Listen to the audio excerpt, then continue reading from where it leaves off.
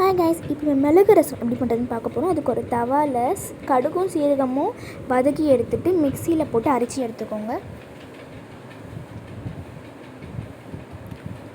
ஒரு பவுலில் நறுக்கின தக்காளியும் புளியும் சேர்த்து தண்ணி ஊற்றி கையிலேயே மசிச்சு எடுத்துக்கோங்க. இன்னொரு இதில் கருவேப்பிலையும் பூண்டும் நல்லா இடித்து வச்சுக்கோங்க. ஒரு கடாயில் எண்ணெய் ஊற்றி அதில் கொஞ்சம் குண்டு மிளகாய் போட்டு அதில் கொஞ்சம் கடுகும் போடுங்க. நம்ம இடித்து வச்சுருந்த கருவேப்பிலையும் பூண்டும் அதில் சேர்த்துக்கோங்க. அதுக்கப்புறமா நம்ம வச்சுருந்த புளி தண்ணியை அதில் ஊற்றிட்டுங்க. கொஞ்சம் உப்பு போட்டுக்கோங்க, கொஞ்சம் மஞ்சத்தூள், நம்ம அரைச்சி வச்சுருந்த அந்த பவுடரை அதில் போட்டுட்டு கொஞ்சம் நேரம் அடுப்பில் வச்சுருங்க.